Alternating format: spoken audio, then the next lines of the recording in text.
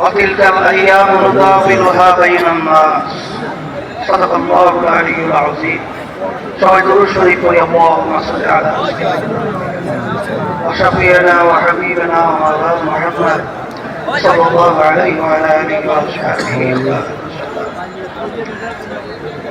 আজকে আত্মীয় সমাবেশের সম্মানিত প্রধান অতিথি মঞ্চে আত্মীয় কেন্দ্রীয় শীর্ষ পর্যায়ের নেতৃবৃন্দ, সামনে বিশেষ করে উপস্থিত যারা রয়েছেন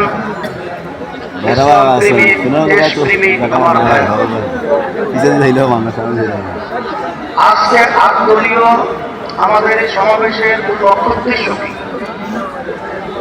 আমাদের যে 5 দফা দাবি বাস্তবায়নের জন্য আজকে আমরা বিভাগীয় পর্যায়ে আজকে আপনাদের এই ঐতিহ্যবাহী সিলেট আলিয়া মাদ্রাসার মাঠে আজকে আমাদের শেষ সমাবেশ। আজকে সমাবেশের মাধ্যমে সারা বাংলাদেশের ভিতরে আজকে প্রমাণিত হয়েছে যে আজকে বাংলাদেশের মানুষ আমাদের যে দাবিগুলো ছিল 5 দফা সেটা প্রমাণিত হয়েছে।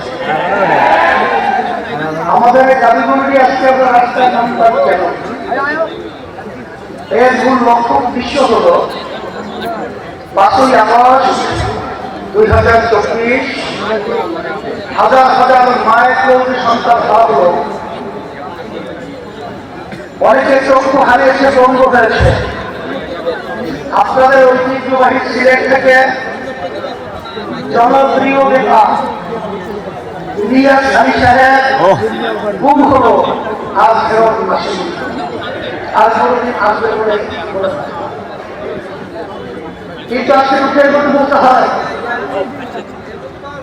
যে জাহান্নামের আগুন এত তেজ হবে, এক অংশ আর এক অংশকে খেয়ে ফেলবে। আজকে বাংলাদেশের মধ্যে 53 বছর পর্যন্ত যারা আমাদেরকে চিহ্নিত করে রেখেছিল তাদের চরিত্র আমরা দেখেছি যে তারা তাদের নিজেদের কাছে নিজেরা নিরাপদ নয়। আজকে তারা নিজেরা নিজেদেরকে খেয়ে ফেলছে। আমার দুঃখ হয় যাকে এত খুন হলো লক্ষ লক্ষ ধনের নেতা কর্মী যুগ যুগ পর্যন্ত তাদের জীবনকে বিপন্ন করে দেওয়ার মধ্যে